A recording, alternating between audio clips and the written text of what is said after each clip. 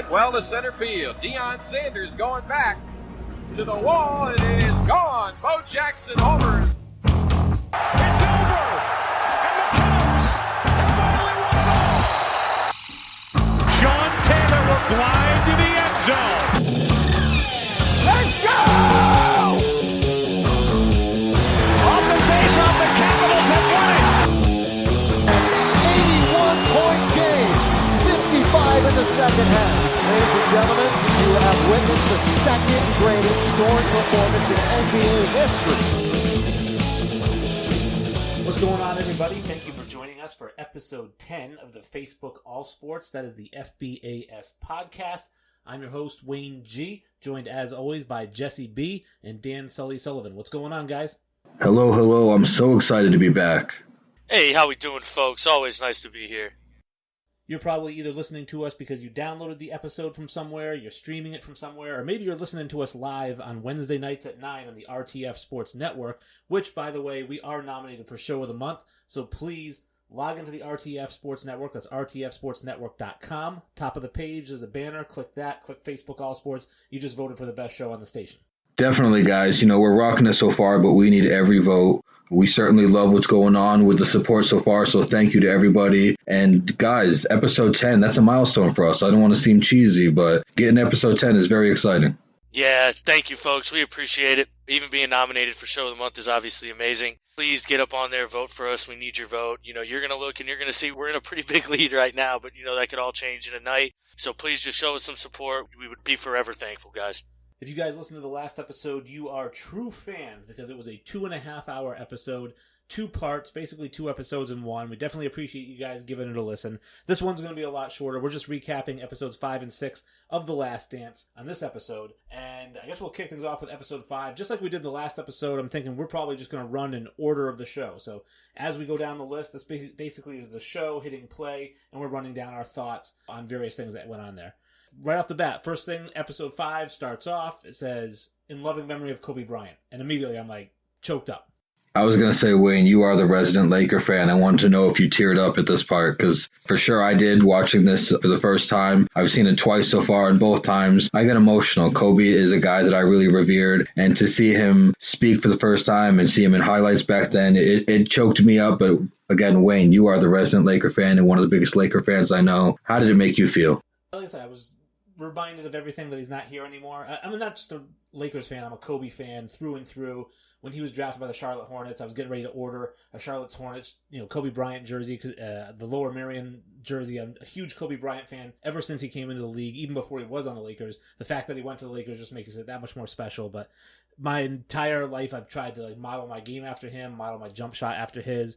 Everything, and I've just been so envious of him, and he's been such an impact in my life. I have him on my Christmas tree. He's the top of the Christmas tree every year, and so when I got the news, it was just devastating. I think just seeing it, watching that last episode, I kind of started to feel reminded that he's not here anymore.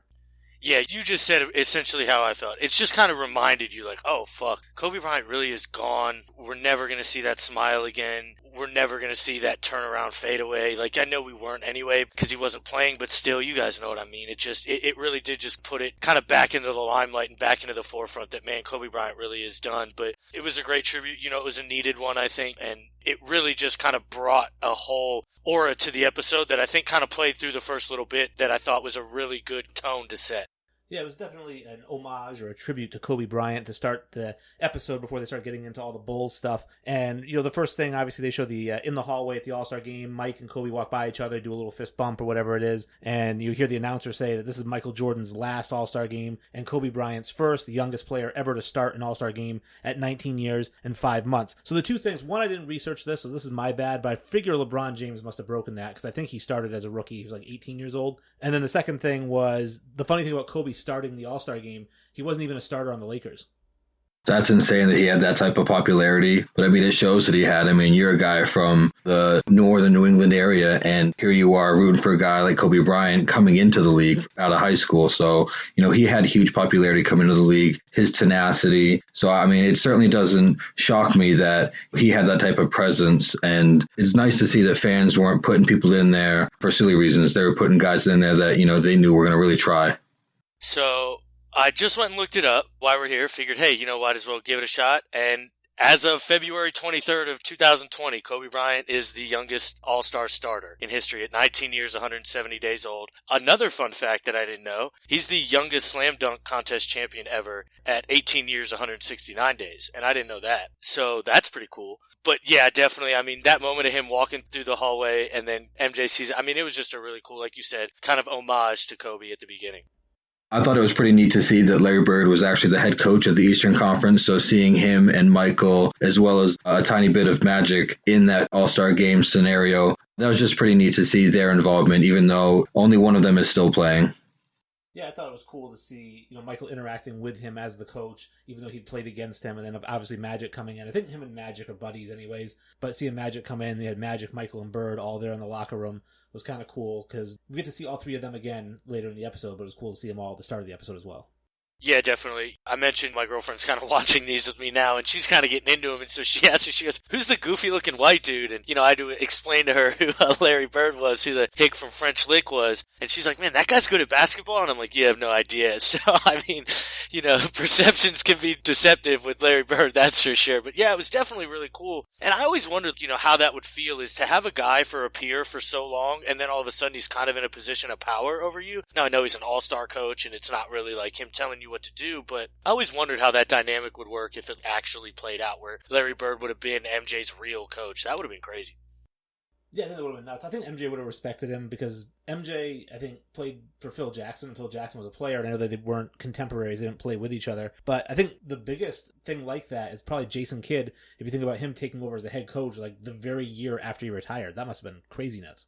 Now, in the locker room, you see Michael Jordan's talking to Tim Hardaway, and I thought it was interesting, again, continuing with the whole Kobe homage, was Michael says to Tim Hardaway, that little Laker boy is going to take everybody one-on-one. He doesn't let the game come to him. He just goes and gets it. And I thought that was kind of cool. Yeah, again, just touching on his tenacity and how the comparisons to Jordan aren't just in the playing style, but the mental just drive, the fact that they want to eat your heart out, the fact that they do want to take you one-on-one, they want to embarrass you. So it was nice to kind of see Jordan mention that on camera. These honest bits that we're getting to see in the locker rooms and in practices are just so special. Yeah, the behind-the-scenes things. I talked about this at the very beginning when we were leading up to how excited we were to see and what we were excited to see. These things right there, like that comment right there especially, is one of the things I want to see, like the behind-the-scenes stuff where that little Laker boy going to take everybody one-on-one. They just know how confident Kobe was in his game and what he was going to do and how he was going to try to take over the game, and that's just so cool to see.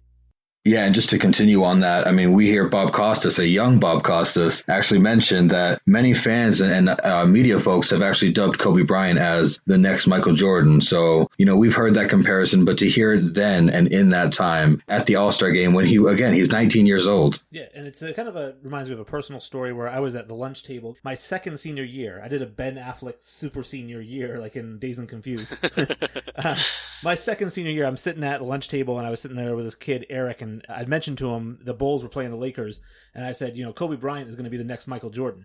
And he said, no, he's not. I said, no, I'm telling you right now, that guy's the next great player in the NBA. And he was like, all right, we'll see. So we made a bet, and that was the night that I think Jordan went for 38 and Kobe had 33, and he comes into the lunchroom the next day, and he's shaking his head. He goes, dude, that kid's the next Michael Jordan. Yeah, I mean, I think everybody's had, who's the next great player? I think we all agree, how high we have LeBron and how much respect we have for him now and how great he is. I don't think we've ever seen anybody like Michael as close as we did with Kobe. Like the play style, the tenacity, the one-on-one kind of just absolute embarrassment he would put on people, his defensive ability on the other end of the floor. You know what I mean? Those kind of things. Kobe's game resembled Michael's so much, and it was so amazing to see, and they had a great relationship, him and Mike. So there was a quote in the show where Kobe says, you're great, you're all this, and he goes, well, I wouldn't be anything without Michael. Michael's the reason I am so great. He taught me all those things. And I thought that was such a huge comment, like such a respectful thing to say, and I just love seeing that. Yeah, I think we all can agree that that's the closest we've seen someone come to Michael's game and tenacity, but there are certainly a lot that they threw at the wall hoping to stick. Wayne, who comes to mind when you hear someone called the next Michael and they didn't stick at all? Oh, Harold Miner. That's the big one. Yeah, Baby Jordan. He won the slam dunk contest, and by the way, he could throw down monster slams. And he was like 6'2", 6'3", but not even close to Michael Jordan in terms of how he played. I did notice here, it says Kobe and Michael, they had that big brother, little brother relationship. Michael references that in his eulogy as well. And I remember reading an article, I don't know if they said it in the episode or not, but I remember reading an article after the episode came out that Michael was not the kind of person who let people in. Like, Michael kept all the other basketball players at a distance, but there was something about Kobe, he couldn't help but let him in. It was just like, Kobe just kept pestering him and hanging around the locker room and following him around and asking him questions when he was trying to practice and just was annoying him. And for something, it just grew on Mike, and Mike really opened up and kind of took him under his wing. Now, Kobe, on the other hand, I feel like took a bunch of young players under his wing and was really trying to help a lot of young players, which was the opposite of Jordan. But the fact that Jordan said, all right, kid, you're going to be my project. You got to be selective, man. Yeah, I mean, like we mentioned, if we saw Michael in Kobe, then you have to think Michael saw a little bit of himself in the kid, and you got to think maybe that's why he did it. Obviously, we have no clue, but you got to think maybe, hey, he sees this kid's kind of got the same tenacity and drive. Why don't I teach him a little of the things that nobody ever taught me? And I had to figure out for myself the hard way. Let's teach him and see what he can learn. Now, they finish up the Kobe homage with the All-Star Game. Mike wins the All-Star Game MVP. I think he has 28 points or 27. That doesn't matter. He wins the All-Star Game MVP. But the thing they didn't mention was that Kobe Bryant's intention going in there, he knew that it was going to be the Michael Jordan show. It was Mike's last All-Star Game. And this is how much of a killer he is. As much as he respected MJ, Kobe Bryant was trying to steal the All-Star Game MVP from Michael Jordan. In fact, I think he had 18 points through 3 quarters, and they benched him the entire 4th quarter so that he wouldn't win MVP. I wonder if Mike actually hated that. I mean, seeing the respect that he had for Kobe, I wonder if he really hated that in retrospect or even at the time. That's a good point. He might have. I mean, he had to have known what was happening when they take out Kobe. I don't know. I mean, Kobe would have probably had to score 40, to be honest with you, to keep MJ from winning that MVP. But that just, again, shows to Kobe's tenacity. You know what I mean? I mean, nobody wanted to win more than that guy, maybe probably other than MJ in the NBA, you know, so. And if anything, I think Michael might have resented them taking him out of the game, if that's what you're talking about, because I think that Michael would have enjoyed the competition of trying to win that. Yeah, that's exactly what I meant. I was thinking, I bet you he hated that he got benched because he really enjoys that competition. You know, he respects someone giving it their all. I think in the episode they show him on the bench saying to the other All-Stars, he's like, you know, Kobe's just going to try to score every time. He goes, but I'm going to make him work for it on the defensive end. Yeah, we knew Jordan had a versatility of moves, so I'm not surprised to see that he's not willing to embarrass somebody in the post or at the three-point line. They come out of the Kobe tribute and they go directly into March 1998. We pick up kind of where the last episode left off. It's Michael's last game in MSG, Madison Square Garden. He refers to it as the Mecca of basketball. And they didn't mention it. They'll probably bring it up in the next episode because I think they're going to touch on his whole baseball thing for an episode or two. But they didn't mention that when he came back from baseball wearing number 45, that was where he really let out, because he started off with the Pacers. He had 18 points, something like that. When he got to Madison Square Garden, he dropped 55, and that was his first 50-point game in number 45. Yeah, the ever-famous double nickel game. You know, he had some great feats against that team, some great rivalries and companionships with some of those players. You know, I think we've seen, you know, and it will get touched on again further along in the episode, but his relationship with Ewing, his relationship with Spike Lee, he can love them off the court, but once he gets on the court, you know, he wants to rip your heart out. He wants to dunk right on you. He had the ultimate respect for the place, you know, just because he refers to it as the Mecca of basketball. But having that respect, I think you just want to show out even more, and you just want to embarrass the opponent even more and just turn it kind of into your house. You know what I mean? Even though it technically wasn't his home floor, turn it into his house. Yeah, he knew that New York had a respect for basketball like really no other place in the country. I mean, you think of some of the greatest street ball parks of all time. I mean, the Rucker is easily number one. So Jordan wears the Air Jordan 1s for his last game there, and he mentions that his feet are bloody at halftime, but he's not taking the shoes off because he's having a good game. Either one of you guys ever buy a pair of those Jordan 1s? Because I have a pair. Oh, you do? I do, yeah. I mean, I've got the newer pair. I mean, okay. I was going to say, because the one's going for $8,000. No, not the originals that he was wearing. I've got the ones that actually feel comfortable. Yeah, that's what I was going to say. I was going to say, does anybody know what the original 85 breads are going for? The highest bid right now is $8,500 for a pair of those shoes. The original 85 Air Jordan 1s. That's insane, boys. That's how crazy this man is. Yeah, I wouldn't pay that much. Actually, if we're going to talk about... I mean, we're going to get into the whole shoes thing, so I'll hold my favorite Jordan until we get deeper into that. But yeah, I just thought it was funny. He's not taking them off, and I understand that feeling. My second senior year, again, I had basketball tryouts. I bought the Allen Iversons. They were black, and they had gold. It said Iverson down the tongue, and they had like these little bubbles on the bottom of the shoe. And by the end of practice, my feet, I could have stuck them into a fire, and it would have cooled them off. They were so hot. Yeah, I mean, I was the same way. I had a pair of cleats that I wore for probably my entire high school career, and they're just the worst. They're giving me blisters every day, but they're your cleats, you know what I mean? You got to wear them kind of thing. So they just made you play better almost. So the episode does a little timeline flashback thing. We get to June 1984, and we get to see David Falk, Michael Jordan's agent, who basically he represents mostly tennis players. He has this company called ProServe, and they represent Jimmy Connors and whoever, Andre Agassi, whoever, all these tennis players, a couple of golfers. And he says, I want to treat marketing Michael Jordan like he's an individual sport athlete and not a team athlete. I want to make Michael Jordan the focus of an advertising campaign. Yeah, I mean, for a guy that I've never heard or read his name, this guy seriously had an impact on how Jordan blew up and became one of the most marketable guys in history. Definitely. I mean, who knew that the decision essentially came down to his mother making him go to the meeting? Like, I had no clue that that's essentially what it boiled down to. Like, it mentions he's done with Nike, doesn't want to do there. It essentially boils down to his mother. That's so crazy to me. I had no clue it was that close to being Converse.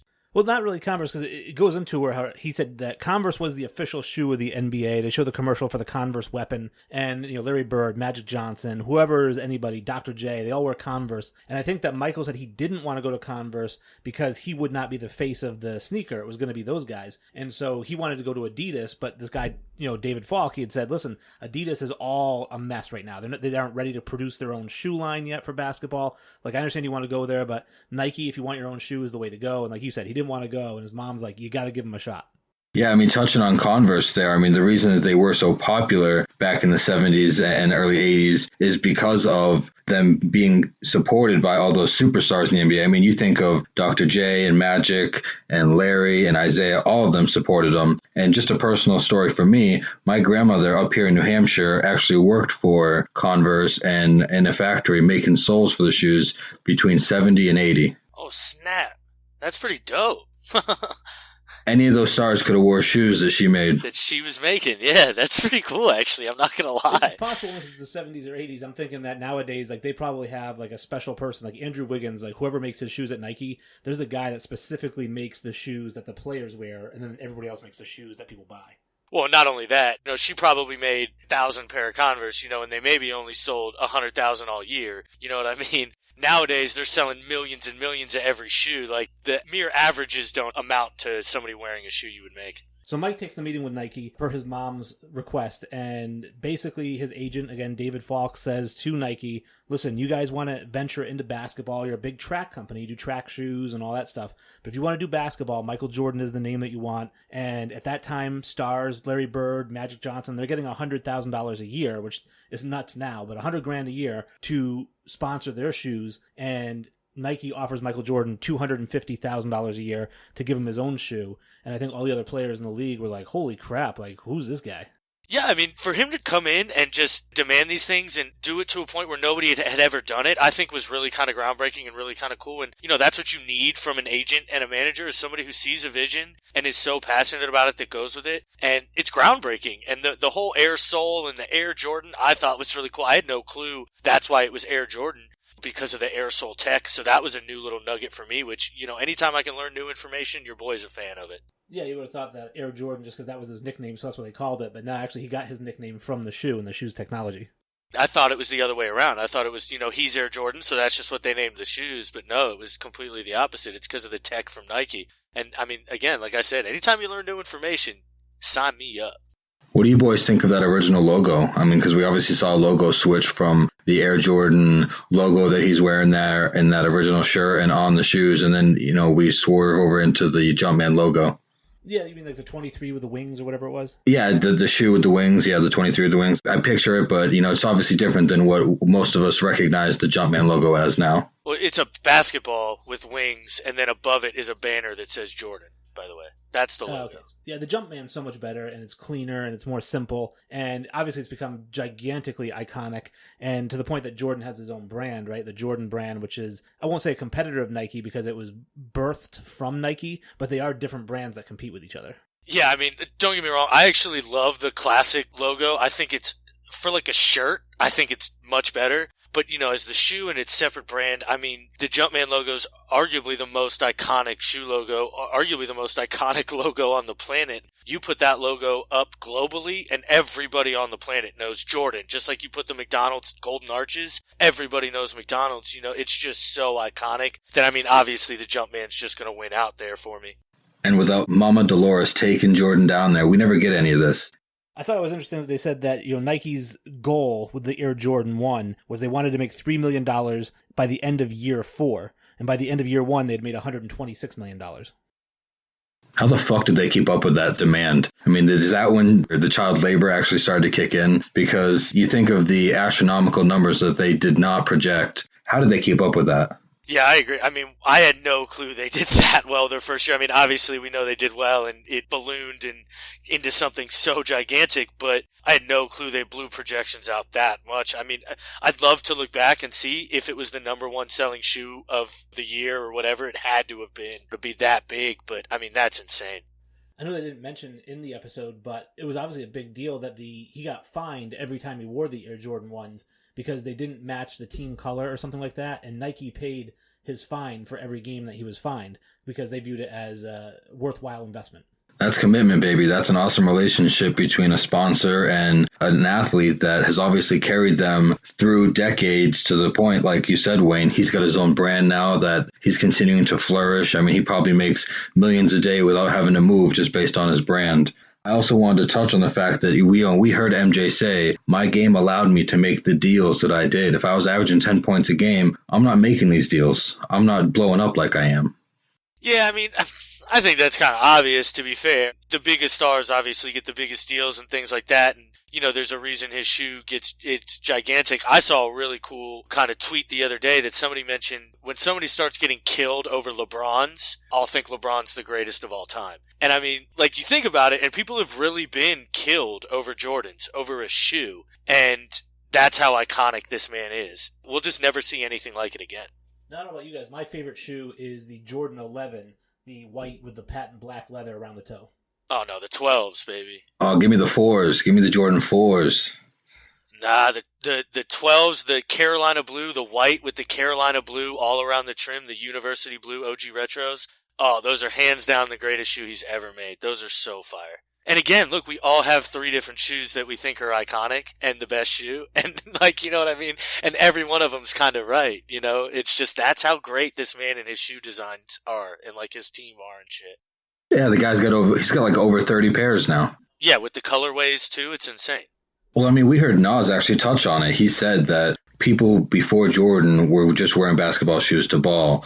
After Jordan, you're wearing them to get fits off. Yeah, for sure. So they flash to 1991. They talk about the difficulty of repeating as a champion. And I noticed that they showed the Jordan shot where he closes his eyes at the foul line. And that was a bet, or not really a bet, but kind of a man's wager, I guess, with Dikembe Mutombo, who he had told Dikembe Mutombo he could make these foul shots with his eyes closed. And Mutombo said, prove it. And so he did. Well, you say there was just a gentleman's bet. He says, I'll bet you 100,000. Oh, is that what it was? Yeah, they've got like a whole, like, where they caption, somebody reads their lips, and he says, bet you 100,000 that I'll make it. And then, he obviously doesn't shake his hand, obviously not a real bet, but he throws out a dollar amount. And I mentioned that to my lady who's watching that, and that whole, actually what it was, why he closed his eyes. And I told her, I was like, that actually happened in a real game. Like, this wasn't a messing around thing. And that's how great this man was. They fast forward to the 1992 finals. It's the Bulls and the Blazers. So we just had the Bulls and the Lakers with Michael versus Magic. And now we get Michael versus Drexler. And MJ is pissed something fierce that people are even mentioning Clyde Drexler in the same breath as him. Yeah, it's certainly not hard for Jordan to come up with a chip to put on his shoulder, a reason to become pissed off and essentially play harder. We see him do this throughout these episodes where he ends up really disliking someone or something, and it makes him play harder and really wants to show that he's the best. So we saw this with Clyde and MJ for sure. Yeah, I mean, Clyde looked 100. I know he was only a year older than MJ at the time, but I mean, and maybe this is just a testament to MJ's overall athletic ability, because you've touched on how athletic Clyde was, Wayne, and how he was probably the only one in the league that kind of mimicked MJ's athleticism. At MJ at 29 and Clyde at 30, they did not look anywhere near the same player. MJ dogged him and made it pretty embarrassing, if you ask me, when I looked at it. And I mean, MJ should have took offense. Drexler doesn't even belong in the same conversation as Michael. Well, first off, I'd like to say it's because MJ committed to going bald. I think if Drexler commits to going bald, we don't see that crazy bald spot that he's got going on. And sick ass hairline. That remark you just made, Sully, about Drexler not being as fire as some people remember. This question is for both of you guys. We have Jordan as, say, a peak 99. Where do you have peak Drexler? I'd say a 91 or 92. I mean, he doesn't have the defense, that Jordan did, but certainly could score. I'd say peak Drexler, 91 or 92. He's at least 6 or 7 notches lesser than Jordan. Yeah, I agree. And I mean, for all of what Drexler did great, and we've talked about eras a lot, I don't think he'd be very good in today's game. I just really don't. Like you mentioned, Wayne, before, how everybody's athletic in today's game. And granted, I'm not as big on Drexler as I should be, but from what I understand, he didn't have a great jumper. He didn't have a great, obviously, three-point shot. The man drove to the hoop really well and was a great finisher inside the paint and around the rim. But, so I'd have his notch pretty low. Honestly, I'd probably have him at the high 80s, 89, 88, I think. Wow. Disrespect. Again, it's more about like how his skills are transitioned. I guess at the time in the league he was in, yeah, you could call him a 92, 93, but like overall compared to everything, I mean, like Dwayne Wade's a better shooting guard in my opinion, you know what I mean? But Clyde Drexler may be more athletic overall, but at the same time, I just think Dwayne Wade's a better player, so. Guy averaged 20 points, 6 rebounds, and 6 assists in his career. Again, he's an all-time great. I don't want to take anything away from him, but when compared to Jordan, I don't think he's in the same conversation at all, to be honest with you. So that first game, Jordan goes out, right? He drops, 35 in the first half or something like that, 6 3-pointers. You get the famous shrug after he bangs one in Cliff Robinson's face, and the Bulls end up going on repeating 4 games to 2, and now they're back-to-back champions. Yeah, Sully, who's he with the night before the game, and what is he doing? Yeah, he's with Magic playing cards, man, which I think is just so cool. I honestly didn't know Magic and MJ had as close of a relationship as they did. I mean, I knew they were friends and I knew they respected each other and everything like that. But I mean, these guys are kicking it together, playing like real, actually homeboys. I had no clue about that, which I thought was really cool. I thought one of the interesting things was after the game, everyone's getting doused with champagne. They interview Jerry Krause, and he says, "This is one of the best organizations ever. We're such a great organization.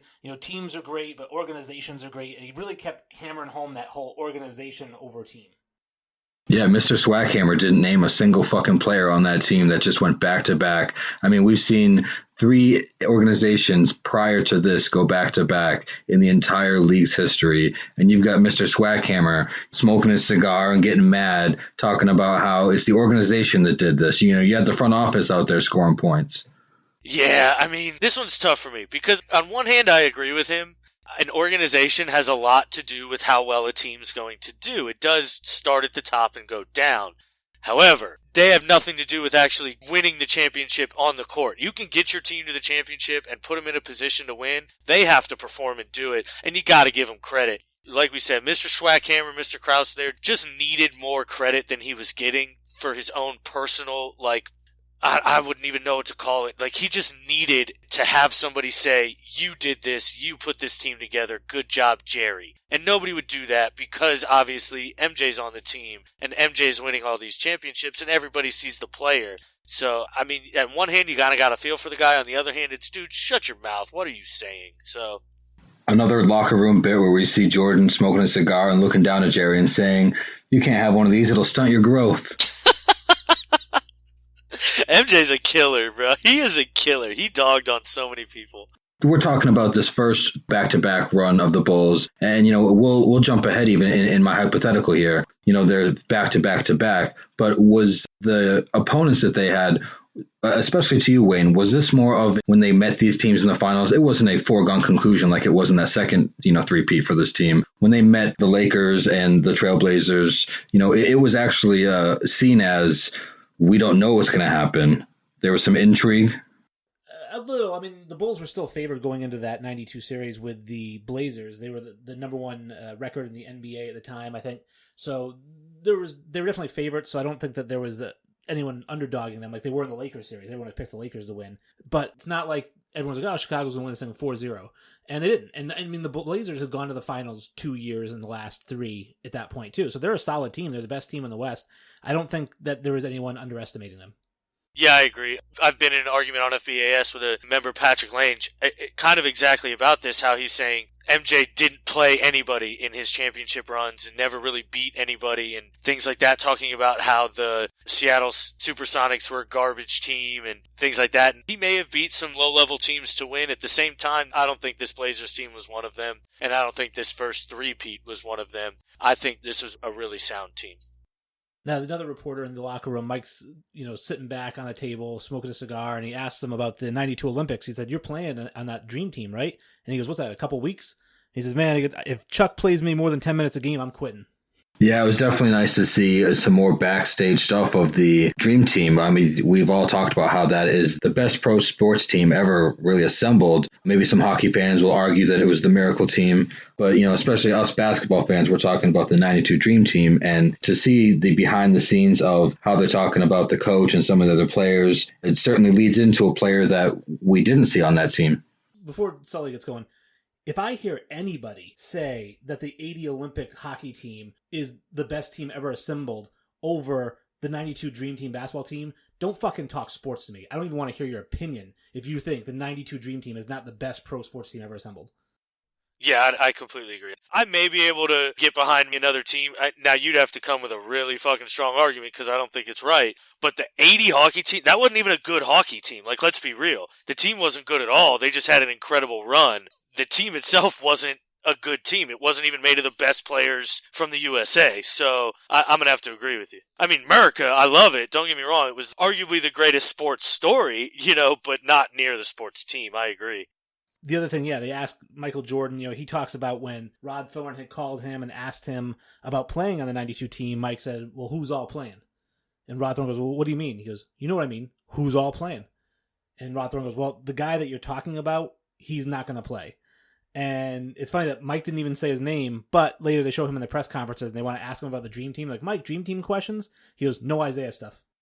Yeah, Wayne, you were definitely asking last episode how much we were going to see about the actual truth behind the MJ-Isaiah beef and how it may have lingered into the Dream Team invitation or not. So it was definitely exciting to see more of this and see the respect/disrespect that Jordan had for Isaiah still to this day.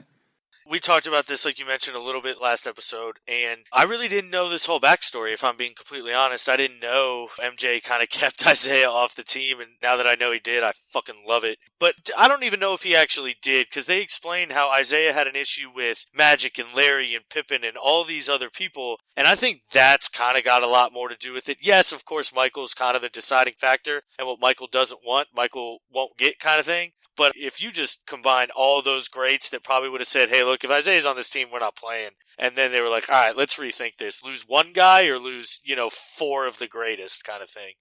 Mike kept the second best point guard of all time off the Dream Team? I don't think so. It's debatable. I didn't totally believe Michael's story, and I know Rod Thorne has even said and come out in interviews that Michael never asked for Isaiah to be left off the team. But just the fact that when Mike asked him about it, per Mike's story, when Mike asked him about it, he said, "Well, the guy that you're thinking about is not going to be on the team." I think that Rod Thorne knew right then when Jordan was saying, "Who's playing?" it was kind of insinuated, "I'm not playing if you know who is playing." Yeah, I agree. I mean, I think he obviously kind of insinuated it, and Rod Thorne knew what he was talking about. Again, I have a hard time thinking it was only him. If, I assume he probably asked Magic, Larry, and Pippen too, "Hey, how do you feel about Isaiah being on the team?" And, you mentioned, Jesse, that MJ thinks Isaiah is the second best point guard of all time. I don't think he believes that for a second. I'm gonna put it out there. I don't think he thinks that Isaiah is the second best point guard of all time. Who do you guys think is?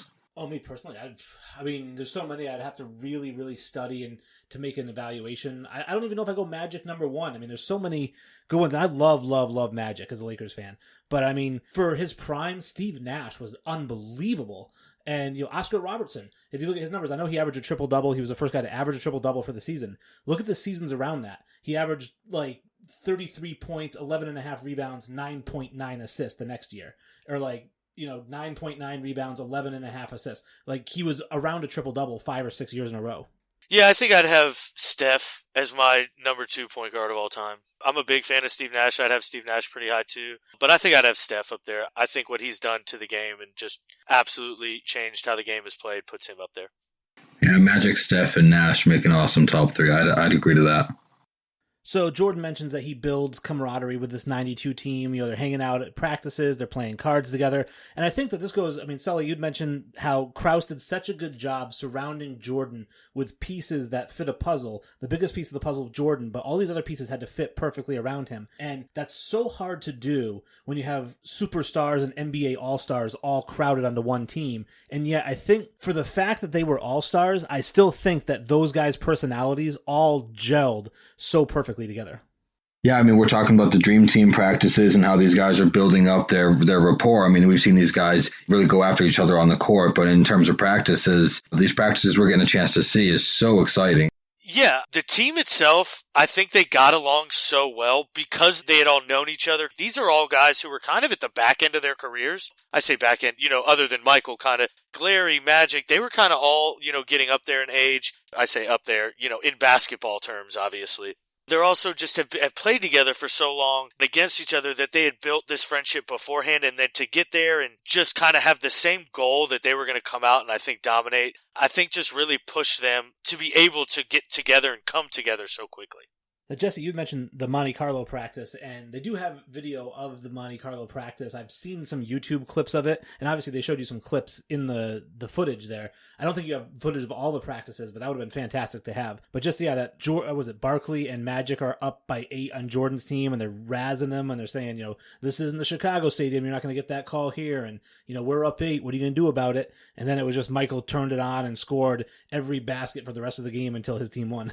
Yeah, I mean, I think all the time we're talking about the torch being passed from one athlete to another in different sports here. And it's just so crazy to think that the actual torch got passed in a practice that really no fan got access to see. There's bits and pieces that you can find on YouTube, but an actual full video of this practice that included some of the most competitive guys in the most competitive practice is insane. Like you mentioned, Wayne, there was a 10-point swing there. And, Michael took that torch. Magic said, you better become Air Jordan. You better lift these guys up. And Jordan did. He took it right from him and took their respect. It was a little awkward at first after he took that respect. They were a little quiet and stung on that bus. I mean, that was really cool to see. That practice, like you had mentioned, there is video of it, and I've actually seen quite a long clip of it, quite a bit of it. And, I mean, it's probably one of the best basketball games I've ever seen. I know it's just a practice, but, I mean, the talent on the court, is undeniable, and it's seen. Like, you can see it.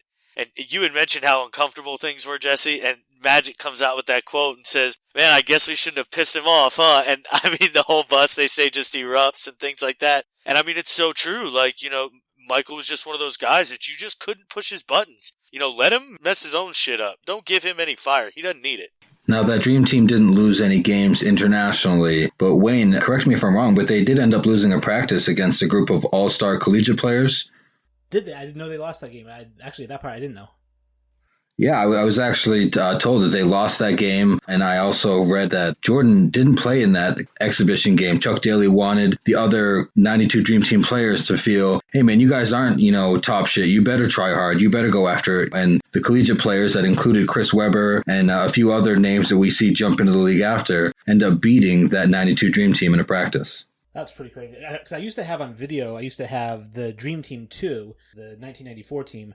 I had them scrimmaging the college all-stars, and Tim Duncan was on the college all-stars, and it was cool to see Shaq posting up Tim Duncan, who at the time was like 19 years old. Yeah, some of these matchups before they actually hit the league is insane. To see these guys as like raw, but still just so full of potential. I mean, we'll get to it with some of the stars we see, but you bring up Shaq and Tim Duncan. I mean, I can't imagine seeing these guys as collegiate all-stars. The fact that their bodies they filled out, and of course Shaq became one of the most dominant figures in all of sports. Go to commercial with the whole trivia thing that never gives you enough time to think about it. But they said Michael Jordan is one of 2 players to win the MVP, the finals MVP, and the gold medal in the same season. Who was the other? And again, I'm trying to think quick. And I had my Hulu. I was watching it. I could have paused it, but I didn't. I was just trying to think quick of who it could be. And it came up as, I was going to say Kareem or Elgin Baylor, but it came up as LeBron James in 2012. Yeah, my quick answer was actually Kobe. Again, we touched on his impact on the beginning of the episode, and I just thought this was a trivia question that they had tied in right before that first commercial break, and my immediate jump to was Kobe. A little depressed, but kind of nodded and said, yeah, it would be, when they did announce it was LeBron James. I like that they go into the whole matchup against Croatia, which I know Croatia was the silver medal finalist, and they were led by Toni Kukoc, who I think at the time is 19 or 20 years old, and Dino Raja, former Celtics player, was on that team as well. They don't mention him in the series, but those 2 guys kind of led that Croatian team, and the first time they play them, it's just, that's the big speculation. Like, how are these guys going to do? And they play them game 1 right away and just absolutely dominate them, which we'll get into. Yeah, that ties back to, Jerry Krause having a liking for Tony Kukoc over there in the international market. And I think we've seen that as soon as Jordan or Pippen get any whiff of Krause having a liking for anybody or anything, that they're going to totally demolish that thing or person. I mean, I can only imagine what Mike and Scotty thought of Jerry Krause's wife. Yeah, I mean, I didn't know much about the Croatian team, obviously. I don't know who Dino Raja is, to be honest with you. Even if, I'm obviously not a big Celtics fan, so I wouldn't know who that player is. But yeah, I mean, I'm pretty sure they beat them by like 23 that game or something, and that was supposed to be the biggest game they had. So, I mean, it was quite the embarrassment. I thought it was interesting that they'd said that Tony Kukoc was a left-handed Magic Johnson. Yeah, I mean, we're just throwing around all-time comparisons like it's candy on Halloween. I feel like we still do that, though. Oh, for sure. We're always playing the compare game. And I think as we saw from the actual athletes themselves, in both Kobe and MJ's perspective, they both hated to be compared to each other. But I mean, us fans are never going to stop doing it. I think one of the big reasons, I know that Krause's love for Tony Kukoc is one of the reasons that they really wanted to pound this guy. But I think the biggest reason is the fact that Kukoc wasn't going to come play in America because he was like, I'm making more money playing in Europe than I would if I was a rookie in the NBA as a second-round draft pick. So Krause had to go over there and negotiate a contract with Kukoc, and he negotiated that contract before he negotiated Scotty's. Yeah, so again, we're touching on Scotty and how he felt going back to his contract negotiations with Krause, and we gave Krause a lot of credit, or at least you two folks did. But I mean, it just shows that there was a lot of bad blood that led into all these behind-the-scenes discussions and financial decisions that where we saw it play out on the floor. I mean, we saw, Scotty and Jordan hold Tony Kukoc to only 4 points in that first game that they had. Kukoc got locked the fuck down, which, I mean, I don't think anybody's surprised, for how good Kukoc was. He wasn't on MJ's level. He wasn't no left-handed Magic. He wasn't on Scotty's level. I mean, the boy got shown the level of basketball he should stay at and shit like that. So, well, I like that they met again in the gold medal game, and Tony actually had a really good game then. And what I liked was some of the people talking during the documentary saying like that, Scotty and Michael, they were surprised how he bounced back so much. But like, this is a kid who grew up with people walking through his neighborhood with machine guns, seeing dead bodies and people getting gunned down in a civil war state. And you think that because you played defense really hard on him, he's going to cave? Like, he's seen so much worse than you. Yeah, you mentioned Kukoc and his financial reasons for staying, in his home country, but there was also the fact that there was uncertainty as far as wars going on in his area, and he wanted to stay closer to home with his family. So it made a lot of sense for him to stay there. We did see him have a much better performance in that gold game. I believe it was like 16 points and 6 dimes. So, I mean, for a guy who's that young in an Olympic, competition like that against, again, the greatest team we've ever seen be assembled, really, really impressive for him. And, we see this guy, end up jumping to the league later on. So nothing to be ashamed of for this kid. It had to have been a real personal win for Kukoc, especially, even though his team got blown out again. Personally, for him to respond and show people he can respond and play at a high level with these players, I think was obviously important to him and important for other people to see. It was good for him to bounce back. USA wins the gold, which was predictable. And for the medal ceremony, Michael doesn't want to display the Reebok logo that's on his warm-up uniform. And this is the thing that blew my mind. I don't know if it was Reebok or the Olympic Committee, but somebody said to him, if you don't display that logo, then we're not giving you guys your medal. And I thought, who the fuck is Reebok that they're going to step in and tell the Olympic Committee not to hand out medals unless their logo is displayed? I mean, you saw Mike's raw reaction in the vehicle. I mean, this man knows how to swear. When he drops one, he makes it worth everybody's while. And, he did not give a fuck who this guy was. The fact that he was making decisions about who or who was not get an opportunity to get their medal is just ridiculous. And, the way that Mike ended up getting around that or skirting around it was amazing.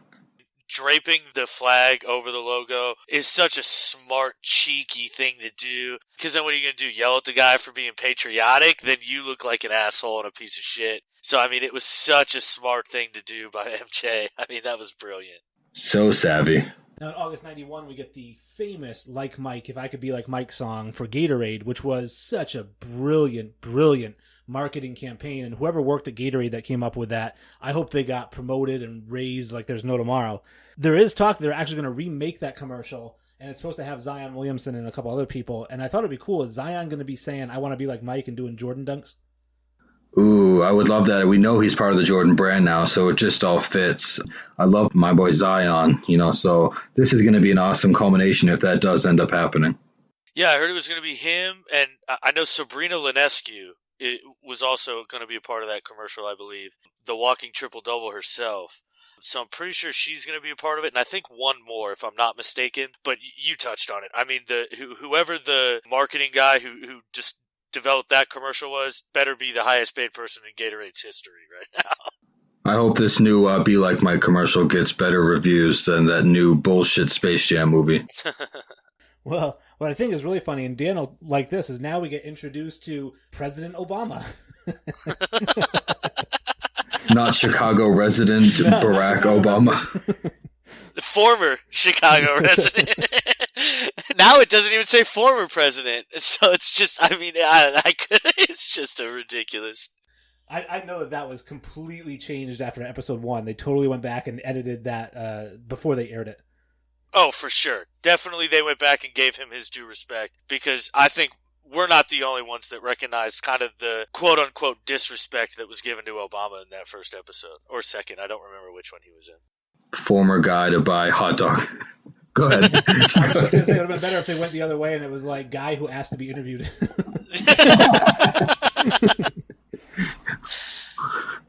So we see that this is where it really gets into the whole politics, and we see that Michael Jordan, they're talking about Harvey Gantt running for Senate in North Carolina in 1990 to be the first ever black senator from North Carolina. He's running against Jesse Helms, who's supposed to be this racist guy. He's got all kinds of racist policies and whatnot. And Michael Jordan won't come out and publicly support Harvey Gantt. He donates to his campaign, but he just doesn't come out publicly because he says, I don't really know a lot about politics and I don't want to come out and start supporting people. I don't even know what they're all about. I'm not a politician. I don't know about politics. So here's some money for his campaign. I hope he wins, but I'm not actually putting my name on it.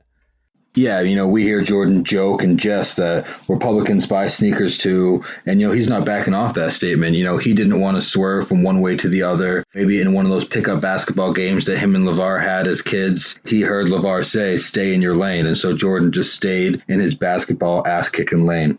I wish we had more of this today. I'm not going to lie. No, I understand.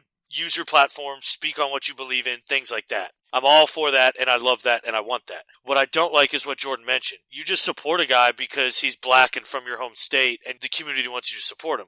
Well, no, what if I don't believe in his policies or things like that, or the things he stands for? And that's what's important. Now, this is probably an isolated situation. In 90, you said Jesse Helms is supposedly a racist. No, that guy was racist as fuck. He was a pure racist. I mean, that's like pure racism there. And in 90, to still have that, obviously, is a little shocking and scary and things like that. But at the same time, it wholeheartedly respect MJ's opinion on the situation on, hey, I'm not a politician. I'm an athlete. I'm not going to put my mouth where it doesn't belong. And, yes, he said Republicans buy sneakers. He cleared that up saying it was in jest and it was a quote that was taken out of context, which, I can completely understand. But at the same point, he's right. I mean, everyone buys shoes, and to completely segregate a whole populace of a community, I think is a bad idea when you're a businessman. He's not a politician. He's a businessman. So there's no reason he should try to only support one group of people or something like that. And I've always been, maybe it's kind of a hippie part of me or something like that, but I've always believed just do whatever you want to do, and everybody should just let you do whatever you want to do. Like you said, if Mike doesn't want to talk about it because it's going to affect his wallet, don't vilify the guy. Just let him work on being a businessman and say, all right, I respect your decision to be a businessman. And if LeBron James wants to get up and say, I'm going to campaign against people, for other politicians or whatever, that's fine. Listen, if that's what you want to do, then go ahead and do that. And you know what? I shouldn't be telling him, oh, you shouldn't be saying that. I'm not going to lie. It does bother me because if I was famous, I'm sure I would use my platform for political reasons because I do have a lot of political thoughts, but I'm a very middle of the road guy. And I do a lot of research before I formulate an opinion. And I feel like some of these people's opinions are very non-researched. And that's what bothers me, is because they're using their platform to talk about how they feel, which good for you. But how you feel is based on 1/1000th of the information that's out there. So how dare you mass spread your beliefs that aren't even researched? Especially when you're followed by millions and millions of people who will believe anything you say because you're so influential. I agree 1,000%, Wayne. I couldn't agree more. Now, Mike says regarding this, he says, if I don't inspire you, then maybe I'm not the guy you should be following. And again, props to him. He's saying, listen, if you don't like the fact that I don't do politics, if you don't like the fact that I'm concerned about myself and my wallet over, some small town in North Carolina, then just don't be a fan of me. Like, guess what? I'm a billionaire. I don't need you to be my fan. Yeah, we saw a lot of people do comparisons. Again, we were touching on comparisons from athlete to athlete, but people compared Muhammad Ali to Michael Jordan based on Muhammad Ali's willingness to go ahead and get in the nitty gritty and get involved in some political, disparities, some disputes. So we saw one guy actually say, we're going to see Ali remembered because of the impact he made outside of his sport. We're not going to remember Jordan. I'd love to go ahead and find that guy now. I hated that fucking statement, and I hated comparing the two in general. One was a pure religious belief. Like, it was against Ali's religion to go and fight and hurt another people. Like, that's something he can't do. MJ just doesn't want to support a guy because he doesn't know anything about him. I hated the comparison. It really kind of pissed me off, I'm not going to lie. Now then they flash forward to 1998, and we get to see Randy Brown asking for a ticket, and Michael Jordan's like, does it matter where they're sitting? And he hands him a ticket, and he says something about, he's like, yeah, next to God. And Jordan says, yeah, he just gave you a ticket. Yeah, he's legit like a mob boss. He is the ticket god, the guy that you have to ask to even have your family over to watch you play a game. So it was amazing to see, again, the behind the scenes looks of the way that Jordan will distribute tickets amongst the players that I couldn't have named, even if I was looking at a roster sheet from back then. And they mentioned, the Hawks play the Bulls at the Georgia Dome, which I know is a football stadium, and they actually sell 62,000 tickets. Now, to put into perspective, I think the TD Garden holds something like 16,000 people for a basketball game. So this is basically 4 or 5 times the number of people crammed in to watch a basketball game. Yeah, that's insane, the number of people they fit in there. I mean, they showed us some of the celebrities.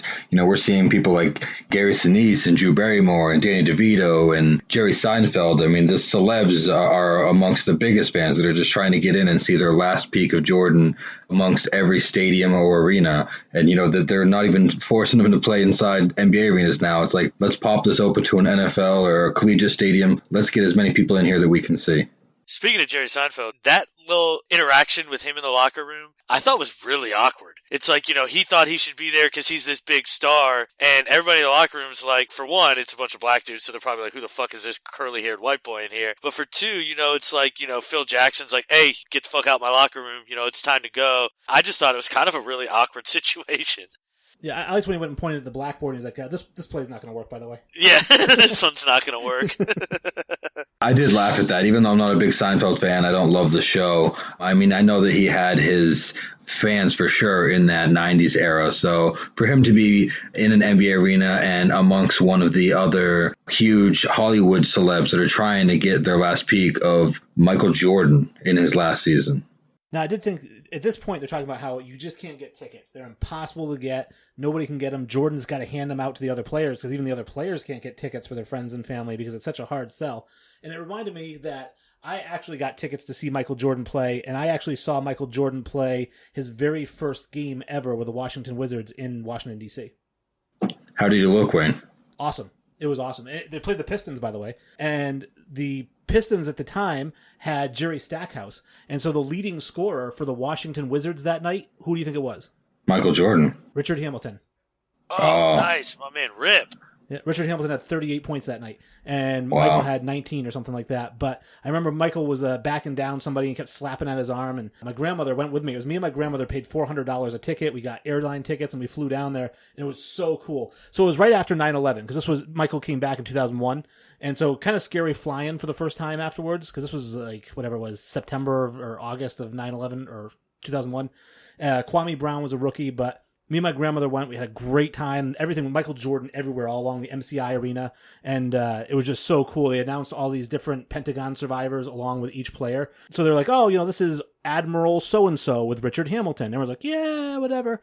And then they saved Michael for last. Whoever he was with, don't know his name or his rank or who he is, because as soon as they finished the guy before Mike, that place, I couldn't hear 2 feet away from me. Yeah, that reception must have been insane. And I mean, I would have given anything to see Michael Jordan play. I mean, of course, in his peak would have been crazy, but to see him still just playing amongst one of the better scorers in the league when he's playing in Washington, and the fact that you got to see him in that game, Wayne, I'm supremely jealous.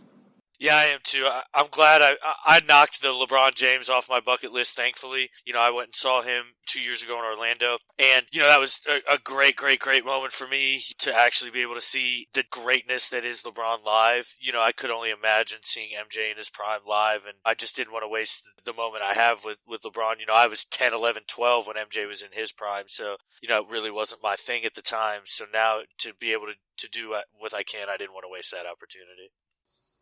So the episode ends with Mike saying he doesn't want to be admired or revered, and it's like credits. And I love that. I love that. Kind of just feeling in general of, I don't care. I don't want to be admired. I don't want to be revered. I want to go out and do my job. I want to go out and win basketball games, and that's it. If you don't like me, you don't like me. I don't care. I love that mindset.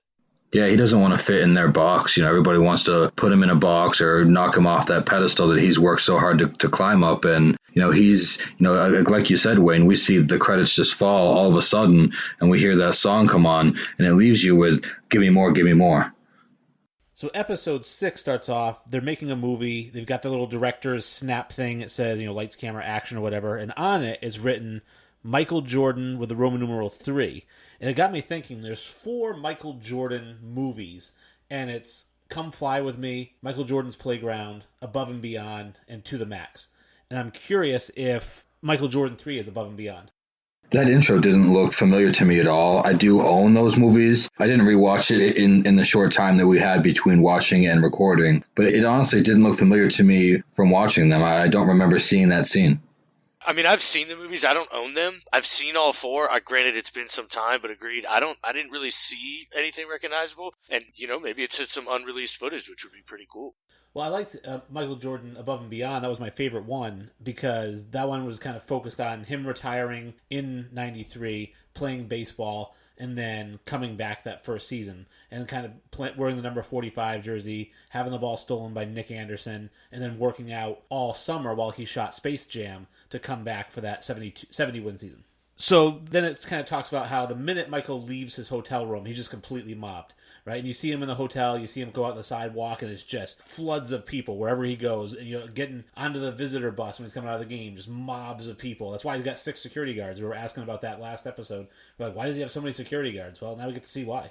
Yeah, honestly, it seemed uncomfortable. I wouldn't be comfortable in that situation at all. It seems very Beatles-esque, and if we're going to talk about this day and age, since Wayne and I do both have daughters, boy band-esque. That type of following where they're willing to rip at each other and tear each other apart just to get at you and look at you and sniff your fart is ridiculous, but that's the kind of crazy atmosphere we saw when Michael Jordan was at his peak, and the fans around the world wanted everything they could do to get close to him and see him. You could just tell it was a mob scene back then, and he was arguably the most popular person on the planet at the time, to be fair. So it's not just a standard celebrity, but man, that would be awful. It's the old adage, would you rather be rich or famous? And I'd rather be rich and nobody know my goddamn name, because that right there is my nightmare. To be mobbed every single day of your life is just stressful. Just trying to do normal things like that's a nightmare. You do start to get a feel for the whole Michael Jordan gambling thing because we get the quarter toss, right? Games for $20, and you got, who can get the quarter closest to the wall for $20 a toss or whatever it is. And I think Michael was saying, I'll give you guys 3 tosses for my one. Yeah, he's willing to go to those odds, and he obviously has a long history with those United Center security guards that he's got there of playing quarters, whatever he called that game. I actually looked up the crazy guy that we saw give that shrug, the iconic image from that episode. His name is Jan Michael Wozniak, and he has actually worked in security for Jordan for a very long time. He passed this past January, but he worked as a security guard for Jordan's estate up until 2016, and he has a Jumpman tattoo on his arm, just like me. Hey, man, do you got a sweet-ass mullet like he does, too? Or? No, I don't have that type of length or growth, man. No kind of swag like that, man? Damn. Honestly, Michael talks about how he doesn't have a gambling problem and it's a competitive problem. The quarter toss game you can't really defend that. Quarter tossing for $20 is about as degen as it gets for a gambler. That's essentially, flipping quarters or playing war. It's bad. So I don't know if I believe him when he says he doesn't have a gambling problem. I think that's a clear sign right there. Well, I think that $20 to him is absolutely nothing, right? And they really go into it when they talk about him playing cards in the plane and how the back of the plane was all guys playing high-stakes poker or whatever it was, and Jordan would come up to the front where Paxson was and whatnot and say, hey, I'll play for $1 a hand blackjack. And like, why do you want to play for $1? You're back there playing for $1,000 a hand. And he goes, because I want to say that I have your money in my pocket.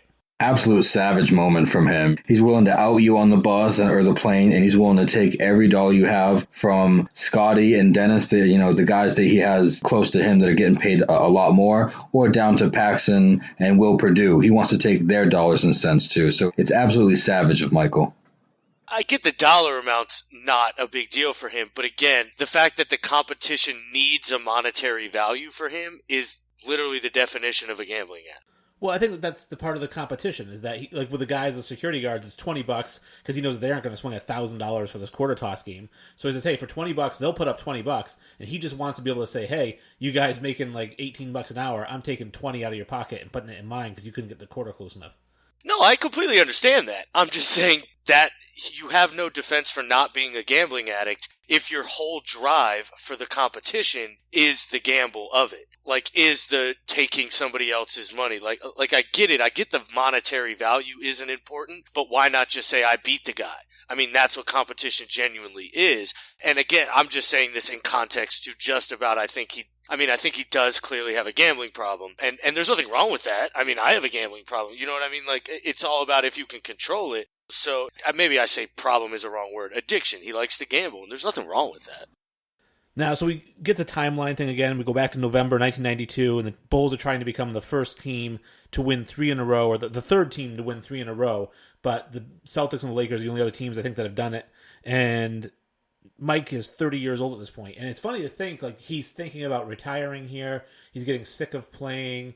It's a burden to him. And then when they mentioned he's only 30, I was like, damn, he's only 30 years old.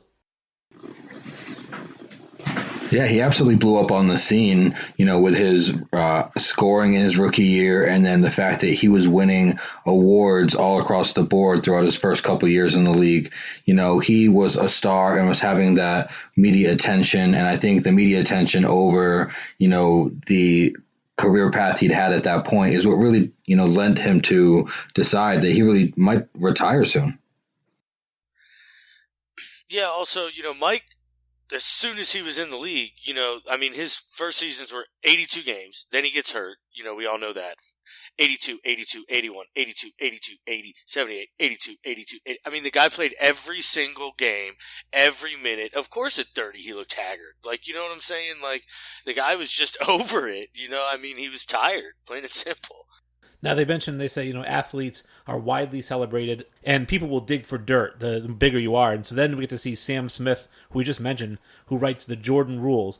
And this is a time where Michael Jordan is the cleanest image. He's the Tom Brady, right? The clean-cut guy, Teflon, nothing sticks to him. And this book kind of comes out and paints him as a tyrant and a bit of an asshole. Yeah, I've got my copy in my hand right now of the Jordan Rules. It's a book that I've owned for a long time. I own a couple of Jordan books, but it's nice to see the other side of it. As much as I hold this guy in high regard, you have to know that a guy that had that kind of competitive drive really was an asshole. And Sam Smith, a guy that had great exposure at that time or great opportunities, really had secrets to tell. I guess, we're going to find out if there were some players that led him to believe certain things. I've never read the book, personally, so I'm definitely going to have to put that on my reads list. But it doesn't come as a surprise that Michael was an asshole or anything like that. When you have that kind of aura around you that, you're the greatest, you're probably going to put off kind of an asshole vibe no matter who you are. So I don't really blame him.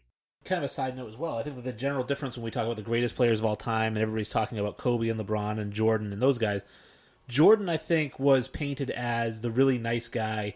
But underneath, anyone who played against him said, this guy's a prick. And Kobe was painted as a prick, and he was like, yeah, because I am. Like, he wasn't ashamed of it. He didn't have the nice guy image. And what I think is funny when we get to LeBron James, I honestly believe LeBron James is a really nice guy. And maybe that's part of his problem, is he's not a dick like the other two.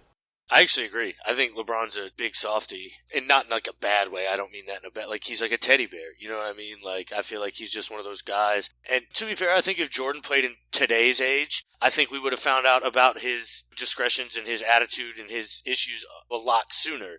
There's just a lot more media attention. There's a lot more stuff in practices. Their film stuff gets out. It's all the time now. So I think it's a little different because of the age difference. Yeah, as much as I hate LeBron, what he does for the communities and for the future's education opportunities, the guy's going to be a legend for being a really, really nice guy. Now, in the book, they mention one story talks about how Jordan says to Phil about Jerry Krause, I'm going to get that guy fired. And Krause calls Phil to his room. He's like, were you part of this? And he's all paranoid about it. And when they were saying, like, who knew that this stuff was going on and that these things were happening? And I guess a lot of the team, not just Michael, but a lot of the team felt it was Horace Grant, mainly because he has such a close personal relationship with Sam Smith. They thought that he was kind of giving him inside information for the book. Yeah, even now in the documentary, Horace is not shy about mentioning how close that he and Sam were. So it doesn't lead you to believe that he wasn't the guy, that he was the emotional guy on court from what we've seen. Who knows that he would probably want to go and tell Sam some things off the court, especially after getting verbally abused by MJ. Again, I hadn't read the book, so to hear that quote came out that MJ, was trying to get Krause fired, which I don't think is a huge surprise. But then Phil getting called into kind of the principal's office and getting scolded, I thought was kind of amusing. But, I think Horace, I don't know the situation at all, but, you're never going to say, yeah, I gave him the quotes and things like that. If he was such good friends with him, maybe he was drunk one time and just kind of was saying stuff, or not even one time. Maybe it was a bunch of times and things like that. So I don't know. Now, the biggest obstacle, it looks like, was the Knicks. They said that the Knicks were kind of becoming the new bad boys. But they also said that the Knicks were kind of becoming the new Bulls, right? Where now the Bulls would won back-to-back championships. They're the bad boys. The Knicks are the team coming up trying to knock them off. So it's like, all right, well, the Knicks are the bad guys, or are they the good guys who are trying? It was kind of like you choose, I guess, kind of thing.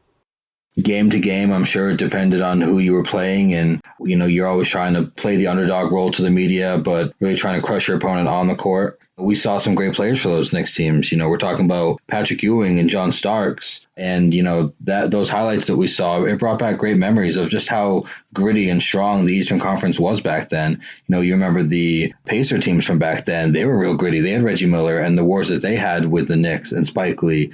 The Heat teams back then and the wars that they had. So that East Conference was just crazy, crazy competitive. That was a really good conference, and the Knicks, were a really great team, and pretty sure Michael Wilbon points out that the 92 Bulls team, he thought was actually the best team of all time, or the best NBA team of all time and the best Bulls team of all time, and that's a testament to the Knicks, who take them to 7 and make a series out of it, but that team right there was so talented, so that they weren't losing that series. Well, that series goes to the Eastern Conference Finals, and they face the Knicks, and they go down 2-0, and that's where the big controversy comes in. Again, tapping back into the whole gambling thing, is before Game 2, Michael Jordan goes out to Atlantic City with his dad. Now, reports are that he was still at the casino at 2:30, 3 in the morning, but Mike says he got back to his hotel at 12:30. No, I didn't MapQuest this, but what I've heard is this is a 3 to 4 hour trip minimum. So MJ and his dad drive in the limo, like he says on camera, then there's no way after the game you went down there, you did yourself some gambling, and you got back to the room at 12 or 1. This guy was out into the wee hours of the morning, and then he came back, and he dropped buckets and ended up going 4 games straight against the Knicks. Yeah, like Jesse said, the drive doesn't add up. He would have got there and gambled for like an hour? I'm sorry, that's not, he's not going to do that. When you get there, you're going to gamble for 4 or 5 hours. You're just gonna, and then you got the drive. So I think that he left at 2:30 and got back more around 5 or 6 is what I think really happened. Now then they talk about Slim Buller, who I guess is a golf hustler, drug dealer, and in this case now Michael Jordan gets called in to be a witness in a case against him because they find a cashier's check for $57,000, which Michael said was a loan, later confesses on the stand it was a gambling loss. I owed him $57,000, and he was just embarrassed to admit it, but he had to admit it under oath. Yeah, guys with the name Slim are never bad news, Mike. Again, we talked about the $20 bets that he had. $57,000 is a bigger drop in the pond for him. It was a tough loss, but I'm sure it was tougher for him, the fact that it got publicized and the fact that he needed to sit in a courtroom about it. He doesn't care the amount of money he throws around, wins or loses. He just doesn't want people to know about it or talk about it. It's his business. Exactly. I gamble a lot, and you're going to take your lumps, and you know what I mean? It's never fun when those get broadcasted, especially to the entire fucking world. So I understand why he initially was like, it's a loan. At the same time, he's got to understand who he's hanging out with. And what I find ironic about all this is when he came into the league, we mentioned he walked into that hotel room, saw what was going on, and dipped off immediately. Flash forward to however many years later, I think it's 10 years later, and now he's playing golf with drug dealers and gold hustlers and things like that. And I mean, he's going to play naive and say he didn't know who they were. Man, he knew exactly who they were and what the fuck they were doing. So it's like, I just kind of find the hypocrisy in that a little amusing. Again, even if he didn't know his name was Slim, you look at the guy and you can easily see the greasy hair and the sunglasses and the clothes he wears. He brought his golf clubs into the courtroom with him. I don't know if you saw that on the sketch they showed. That motherfucker went from the golf course into the courtroom. Well, and I think, too, that the $57,000, well, it sounds like a lot. Obviously, we know Michael at that time is making $28 or $30 million a year, and he's not really concerned with the $57,000. And like you said, I don't think it was a $57,000 bet necessarily. It was probably like they're playing $1,000, $2,000 a hole or something like that, and it just adds up after a couple of rounds of golf. And he's like, all right, I got to pay this guy, before he breaks my kneecaps because I played 2 rounds with him now, and he's taking me for $57K. He's not going to play another round with me and take my credit for it. That's exactly what happened. I mean, I didn't think it was one singular bet either. It's just such an odd amount, 57,000. If it was like 50 G's on the dot, I'd have thought, maybe he lost something. But yeah, definitely he was playing 1,000, 2,000 a hole. Maybe even got up there to 5,000 at the end, you know what I mean, to get his money back or something. And, he just ran his debt up exactly like you said. Yeah, we know Jordan loves golf, and we saw him playing, in the bits that they showed. He likes to bet per hole or every hole, like you said, Wayne. So that makes a lot more sense. Yeah, or per shot even. You're down $28,000 to the guy. Like, all right, just double or nothing on this last hole, closest to the pin. We also see a book comes out by Richard Esquinas called Mike and Me, My Gambling Addiction, which I don't know if this is about him or if it's about him and Mike. It's called Mike and Me. But at one point he claims that Michael Jordan owes him $1.1 million in gambling losses. Yeah, what a puss move. He didn't get paid by Mike, so he ends up writing a book about it. I mean, I'd do it. Michael Jordan owed me $1.1 million and said, go fuck yourself. I'd write a book and call his ass out on it. And I'd honestly probably blackmail him before and be like, hey, you want this book to come out or not? Give me my $1.1 million. I would like to know if Mike ever kind of responded to that claim. I wish they would have touched on it a bit. I wish we would have gotten some response to it because we just have the one side. He claims he owes him $1.1 million and then we never hear anything about it. Now, I didn't have time to do some research in the short amount of time we had till we recorded this, but still at the same time, I would love to know because that again seems like a debt where it just ran up and ran up and ran up. I'd love to know what that one is. Well, I think that, too, Richard Esquinas, he does seem like a little bit of a puss bag when you see him in interviews and whatnot. Unlike Slim Buller. Like, Slim Buller seems like the kind of guy that once you're 57K behind, you cut the guy a check for 57K. Whereas this Richard Esquinas, he can probably fall behind. You're not really worried he's going to do anything about it. I mean, Michael didn't pay him, so he clearly wasn't worried about him. But the amount did draw some interest from the league because David Stern calls Michael Jordan in just to ask him about these bets. He's like, you owe this guy 1.1. You're on trial for this other gambling thing. What are you gambling on? Are you gambling on the NBA? He wants to get in depth, and he says, Michael wasn't gambling on the NBA. He wasn't gambling on himself or his games. So, it's all good. Yeah, I think from Stern's perspective, he wants to let people know. He's like, obviously the numbers seem large, but you have to put the person in perspective. We actually hear Stern say it wasn't an epic crisis, so, we didn't see a reason to, fine or suspend him at all. When you have to use the words epic and crisis, it obviously was a big situation and trying to hush it with the media with how competitive and public his gambling was getting. Well, David Stern is a lawyer, and there's a saying that how can you tell when a lawyer is lying? His lips are moving. So I don't believe for a second that Michael Jordan wasn't betting on himself or betting on the Bulls. I would believe wholeheartedly that he was, and I would believe that David Stern knew about it as well, but neither one of them is going to come clean about that. All right, so I touched on this a few episodes ago, and you seem to brush it off real quick, but I mentioned that after this first three-peat that Jordan and the team had, Jordan kind of got forced out of the league because of the gambling and such, and David Stern was like, hey, you need to take some time off, man. And maybe it was potentially because he was Pete Rose in it. Was he betting on the Bulls? Was he betting on himself? Because he was so competitive and he knew he couldn't lose. I'm a huge Pete Rose fan. I mean, I love the guy through and through. If MJ was betting on games and betting on basketball on the Bulls, I would be so fucking mad right now. I mean, just how Pete Rose has been blackballed and treated for the last 50 years. And then MJ, if he had been doing it the whole time, God, that would piss me off. Well, it's the public persona as well. And are you likable or are you not likable? MJ's very likable. I didn't grow up in the Pete Rose era, so I'm not sure how liked or unliked he was by his peers and by the media. But I think of it, look at the steroids, right? With Barry Bonds versus David Ortiz. I think they get treated a lot differently, the two of them. That's very true. I don't know if Pete Rose was loved in his time, but he's obviously hated now because he's lied about it for so long and denied it when there's been all this proof and things like that. But, I mean, it's just a shame. Yeah, after Jordan ends up talking to Stern, we end up seeing Jordan bring out the curtain of silence. Yeah, he refuses to talk to the media, and Magic Johnson says, you guys are going to drive this guy out of the game. Now, I don't know if that's true or not, but he was already kind of thinking about it before all this. This may have just kind of been the last straw or the cherry on top. Okay, so they say that the public has an appetite for these rise and fall stories. Now, we all know that that's true, right? Everyone loved tearing down Tiger Woods, and the same people that tore him down as soon as he started winning again were back on the Tiger bandwagon, pumping him back up. It's just, it makes people have job security if you're in the media. If somebody crashes and burns and then rises from the ashes, like that's a career for you. You can spend 10, 15 years writing about the fall and the rise.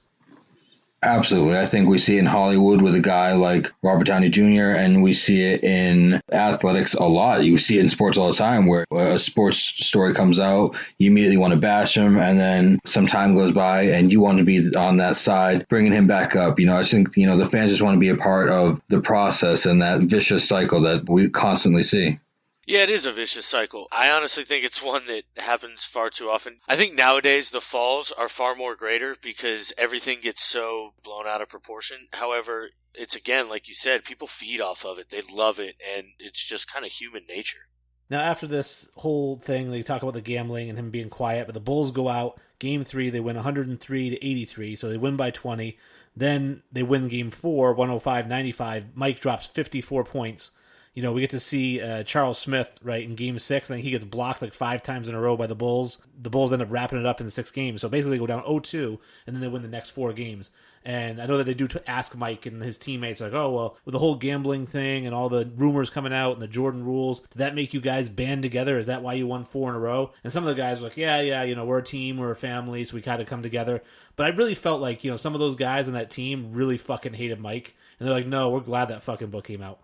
I do think there's some guys on the team that were probably glad the book came out. They had probably been saying it a lot. These guys that get picked on and kind of bullied and things like that, they're probably like, yo, it's time that he gets his due reckoning. I mean, at the same time, though, you got to believe they are a family and they do want to see everyone succeed. So I doubt they're excited that, Michael's, I don't want to say down, but that the media is treating him as such. And I mean, you guys have both been competitive sports and things like that. As a team, you can find anything to rally behind, to be honest with you, if you have a good enough team camaraderie. And I just think this is one of those moments where they just found anything to point at to rally behind, really.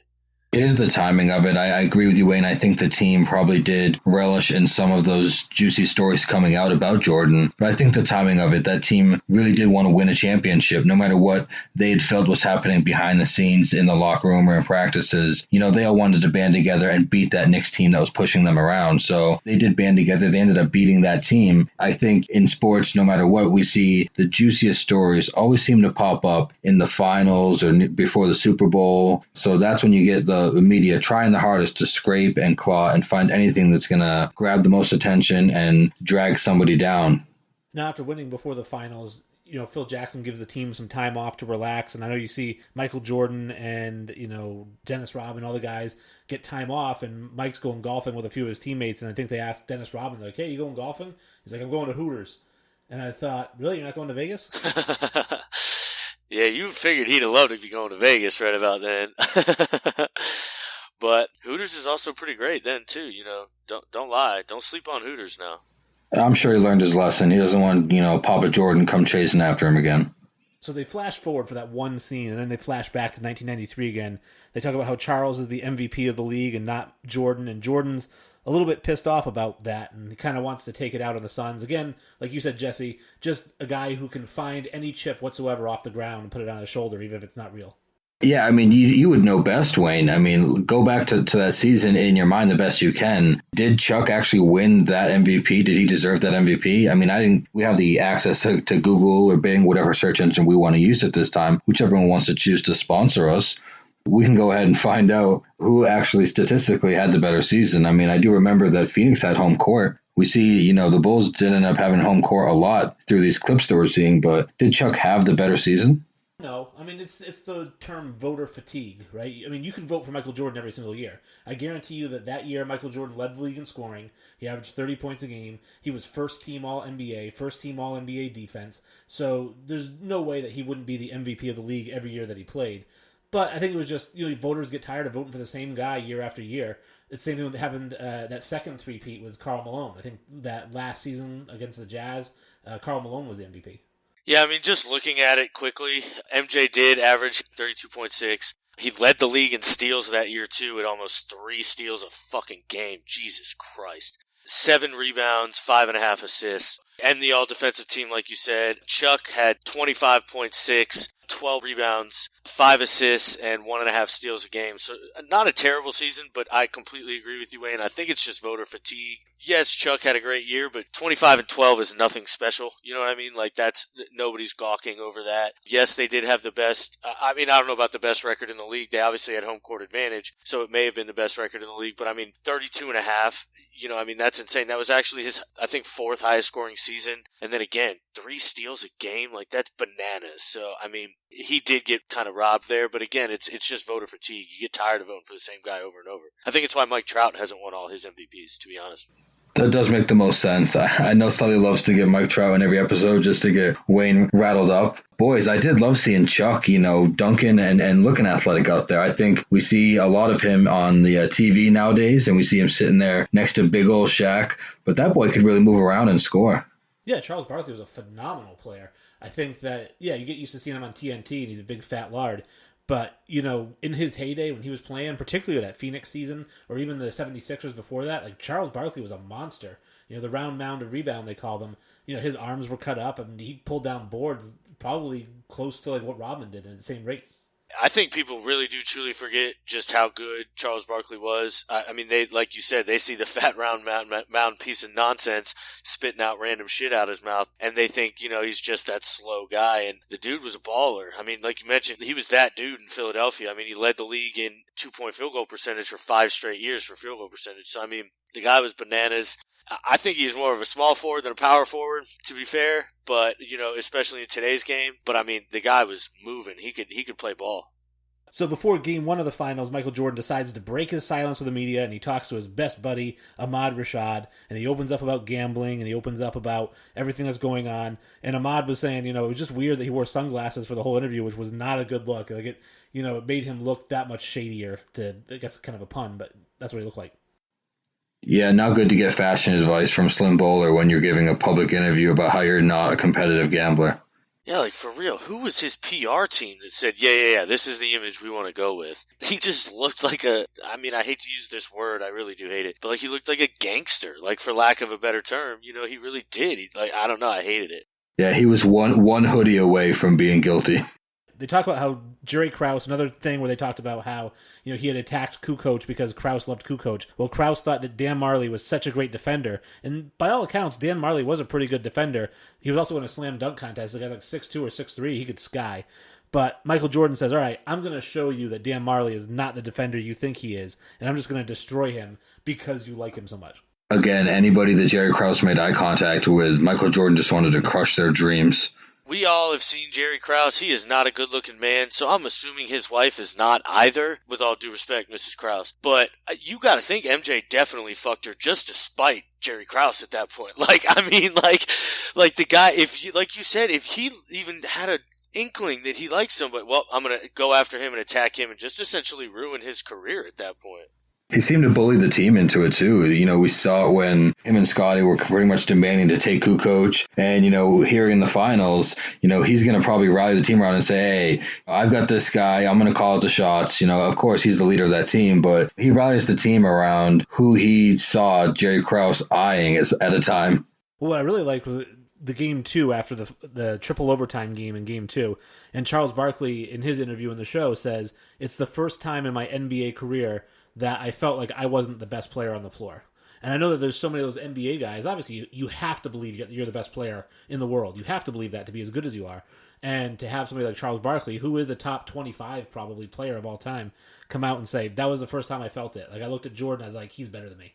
Yeah, they both had insane games in that game. Quickly looking up the stats right now, but they both had over 40 points in that game. I believe Jordan had a near triple-double. So the intense honesty that we're getting from these people, where they're saying, Chuck is looking at you, the phenomenal player that we just spoke about. He's saying, the first time in my life, I saw a player better than me. And we know he hated it. He still probably resents it now, especially knowing he doesn't have a ring on his finger. And Jordan took 6 from him. I'm sure a lot of players from that era hate it and feel the same way. But, for Chuck to say that and be as brutally honest as he's been, it's been awesome. You mentioned my point, Jesse. There is John Stockton, who's arguably a top 25 player. Karl Malone, arguably a top 25 player. Patrick Ewing, arguably a top 25 player. Charles Barkley, arguably a top 25 player. All who probably felt like Michael Jordan just shit all over their life and kept them and essentially gave them that feeling of, I'm just not good enough. I'm one of the greatest players to ever play the game, and I'm just simply not good enough to beat this guy. And that has to be just a soul-crushing kind of feeling, because like you said, these guys have to be the most confident human beings on the planet to do what they do. And to feel that way, God, I can't even imagine. I think about ring chasing and Charles, and I think about how he's with Phoenix, he gets beat by MJ. Then right after that, Jordan goes to play baseball, right? So Jordan's gone for 2 years. In those 2 years, the Houston Rockets win back-to-back NBA championships. So Charles says, all right, I'll join the Rockets to finally get one. And Michael comes back, and he's like, God damn it. Damn, I actually didn't know that's how it played out. I mean, I knew that the Houston had won, and then he jumped in, but I never put the two, I'm going to go win a championship, and then Michael comes back and fucks his whole world up. I never considered the timeline either, but, it certainly makes sense, when you look back and you say, wow, that entire decade, he screwed so many, legends of the game out of rings. Just to touch back, because I did have a second while you guys were chatting, Jordan, that game, 42, 12, and 9 in that game. Chuck had 42, 13, and 4. So just insane numbers for these guys. That's why they are legends. So Mike drops 55 in Game 4, and they go to kind of like that commercial thing where they have the other players, and they had Sue Bird, who said she remembers her favorite memory was John Starks dunking on Michael Jordan. And what's funny about her saying that is I've known Knicks fans in my life that is literally their favorite moment of their lives. Oh, yeah, I'm sure they want to name their kids Stark or John because of that. I mean, that's a legendary dunk for him to have. Yeah, I mean, I'm no Knicks fan. I'm no Bulls fan. I know for a fact that John Starks smashed all over Michael Jordan because every Knicks fan I know tells me every time I see them. Well, they didn't win any championships. That's all they got. Yeah, that's literally all they have. So then they talk about the trivia, our favorite part where it rushes through. It says, who are the other guys that average 40 points per game besides Jordan? And quickly in my head, I'm thinking Wilt, but I'm like, probably not. And then it comes up with Elgin Baylor and Rick Barry. And Elgin Baylor, I'm not surprised because he averaged almost 40 points a game during the regular season. But Rick Barry was the one that surprised me. Wayne, why did you just brush over that? Why didn't Will average 40 points per game inside the finals? That's your boy. That's your number one boy. Yeah, you look at when he went to the finals. He went to the finals when he was, 36 or 34, whatever, towards the end of his career with the Lakers. And I think he was a finals MVP when he went, but he was still older. He wasn't the same, 50 point per game Wilt Chamberlain. And then I think the first time he won a championship, I'm not sure what he averaged. I bet you it was close to 40, but I'm not sure exactly what it was. I agree, though. Rick Barry's a pretty big shock. I didn't expect, again, he's great. We're mentioning all-time greats here, but it was still kind of a shock that he was the other one named.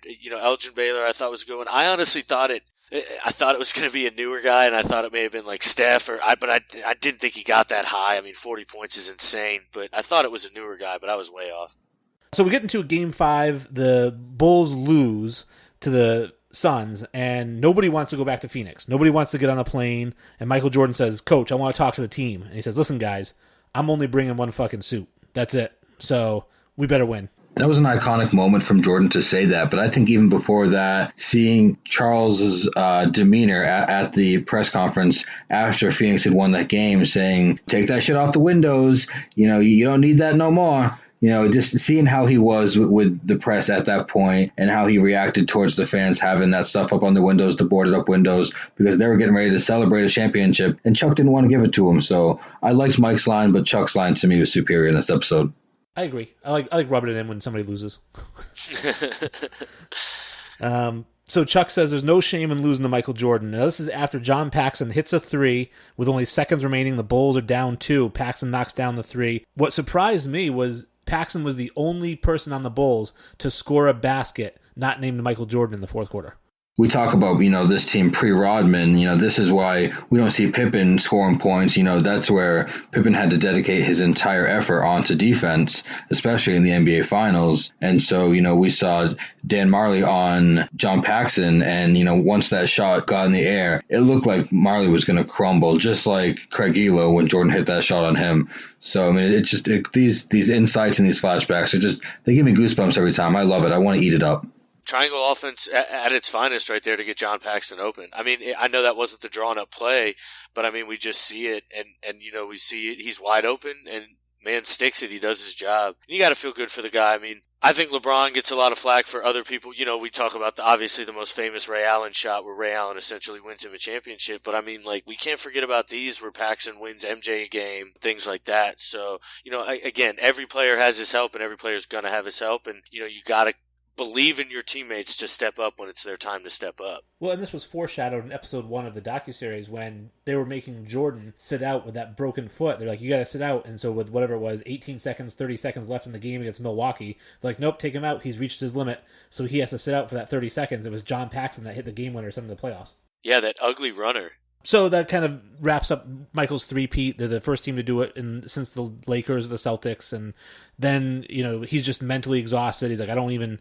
it's not even as much fun winning the championship anymore. That elation's not there. The emotion, he's just like, ugh, what a relief to be done with this. And then they kind of flash forward to 1998, and the Bulls are getting ready to go play the New Jersey Nets. They're 62-20, and if we remember, they started off 8-7. So that means they went 54-13, or whatever it was, for the remainder of the season. They're playing the Nets, so we get to see Michael leaving the mansion with the number 23 on the gates. And I remember he was selling that house for like $27 million or something like that. And I viewed it on Zillow or whatever it was when he was selling it, and what a goddamn palace that place is. Probably worth every penny of that $27 million. Oh, I mean, I'd give my life savings just to be able to, take a tour of that place. But to touch on that Nets team, is that when J. Kidd and, is Kenyon Martin on that team? Who's on that Nets squad?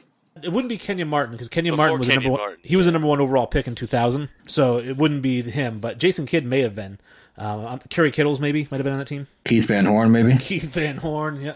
Number 2 overall pick. Yeah, Sam Cassell, Keith Van Horn, yeah. Xavier McDaniel, Kendall Gill was on that team. Kerry Kittles, Jason Williams, the big center. I mean, not a great team. Well, they were probably the 8 seed. Yeah, they finished 43-39. Jesus.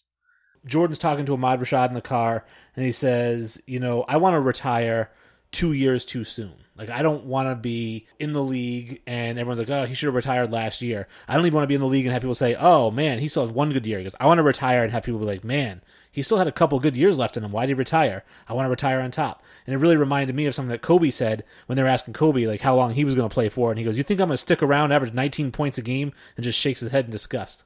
Yeah, I don't think anybody had a better finale or better final game than Kobe did. Again, RIP, we saw, the episode lead in with a tribute to Kobe, and Wayne's going to take us out with a tribute to Kobe and how he remembered him there. But, that does make sense for Jordan to want to leave before, he ends up looking horrible on court in front of the fans that he really came out there to perform to see. He wants to leave while he's on top. The irony being he came back and then ended up looking terrible for the Wizards and not leaving on top. He still averaged 20 points per game both those seasons. Yeah, and for a guy that was, 38, 39, and I think he even got to 40. He averaged over 20 points a game. The oldest player to drop 50 in a game. He was 40 years old.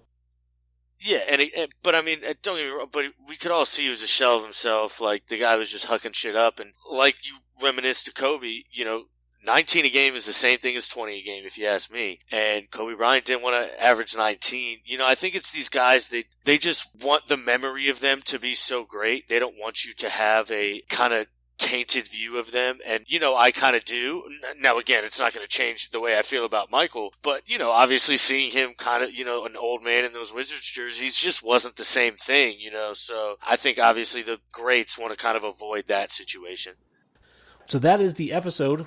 We got episodes 5 and episode 6 that we recapped. Hopefully you enjoyed it. I did see RTF Sports Network now. If you are listening, then you are able to comment underneath while we're playing and give us a shout out. I mean, the episode's playing. You like something we say. You don't like something you say. We'll take a look at the comment. Maybe we'll bring you up in the next episode. If you disagree with me, then you're wrong, but maybe you disagree with one of these other two guys. We're currently up to 385 votes, guys, so please continue to vote. You've got a couple more weeks to push us to a superior lead. You know, we are at 78% of the votes right now. There's no reason we can't get closer to 90% of the votes, folks. And I'll tease it as well that once we do win this show of the month, which we will win, we have a big surprise coming once we win for everybody. Big market tease. But while there is still time to vote, make sure you do it. You go to rtfsportsnetwork.com. You go to the top banner. You vote for the show. You vote for Facebook All Sports. That's us, baby. Yeah, get it on in there. We appreciate everybody. You know, like with those comments, you know, as much as you might want to say how great we are and how amazing we are, because we do know we're amazing, give us some criticism. Give us something you want us to work on if you want to see us something work on. Give us something you want us to talk about if you want to hear something specific. We're very genuine, very caring dudes. We'll help you out, man. We'll give you what you want to hear. So get up on there, vote. rtfsportsnetwork.com, FBAS, Facebook All Sports. Vote for us, baby. Well, Jesse snaked it for me last week, so hey, Kenny, how much time we have left?